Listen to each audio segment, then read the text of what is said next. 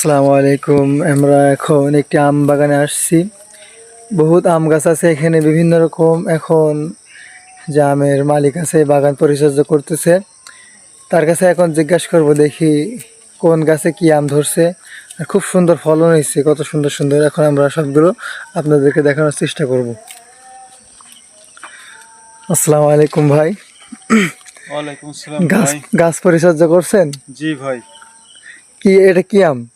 ভাই এটা বিদেশি আম, তবে আমাদের বাংলাদেশে পরিচিত মালয়েশিয়া আম অথবা ব্যানানা ম্যাঙ্গো বলে পরিচিত এই আম। এই আম তো অনেক সুন্দর সুন্দর হয়েছে, অনেক বড় বড়। মাশাআল্লাহ অনেক সুন্দর হয়েছে, কিন্তু খাতেও অনেক স্বাদ এই আম। এখন তো মনে করেন গাছের আম এখন ছোট ছোট, আপনার আম এত তাড়াতাড়ি বড় হইলো কেমনে? এই মনে করেন আমরা মুকুল আসার পর থেকে পরিচর্যা করি এবং গোড়ায় পানি দেই এবং এর খাদ্য দেওয়া